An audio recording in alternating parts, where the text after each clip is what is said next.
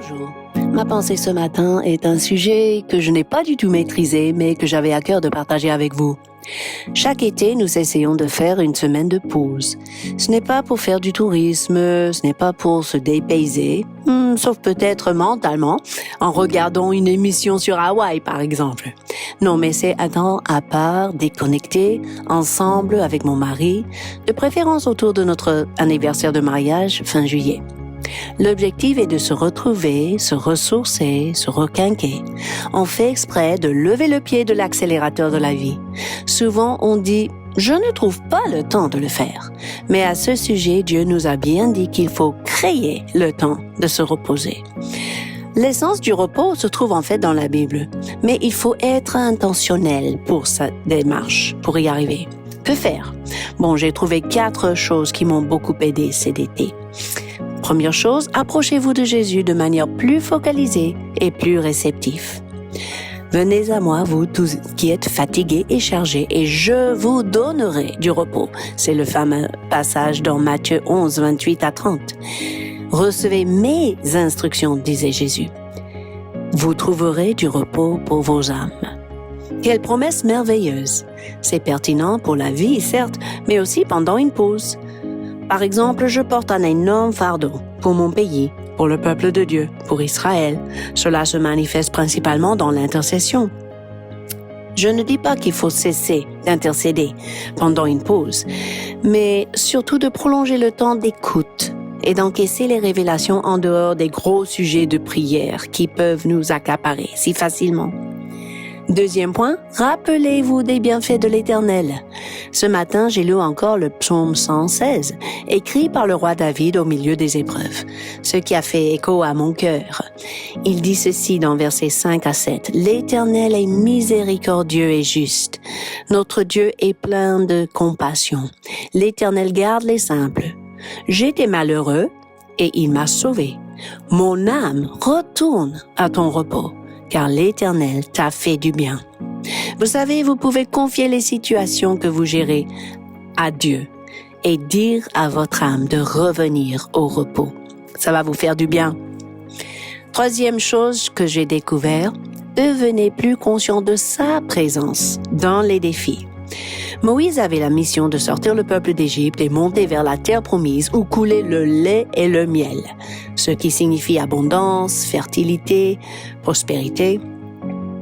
En fait, le mot hébreu pour l'Égypte est Mitzrayim, qui signifie littéralement les lieux étroits.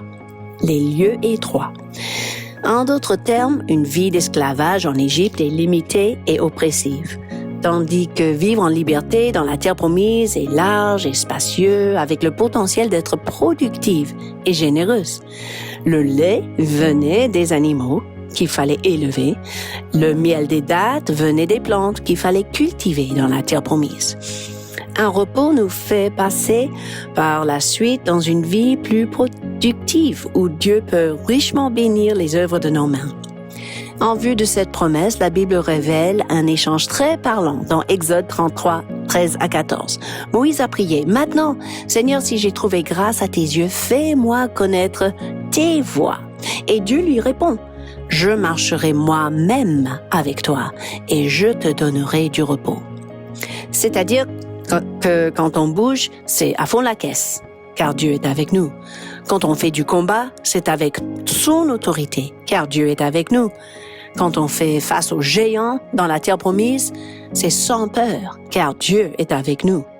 Et même quand on se repose, Dieu est avec nous.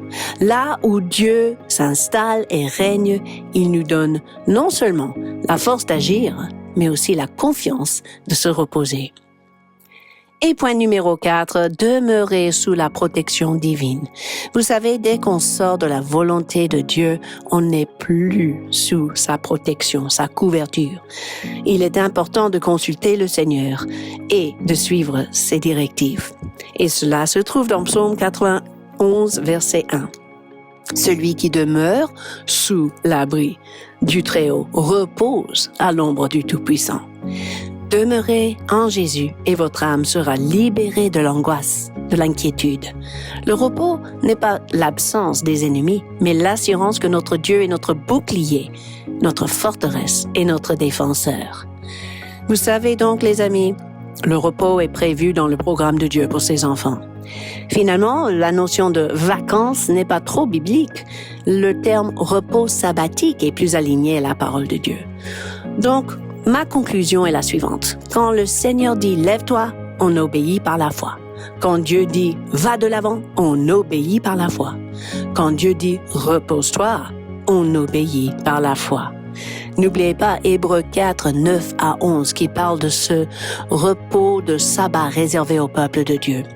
Le verset à la fin dit « Efforçons-nous donc d'entrer dans ce repos afin que personne ne tombe en donnant le même exemple de désobéissance. » Le repos est le fruit de notre obéissance par la foi.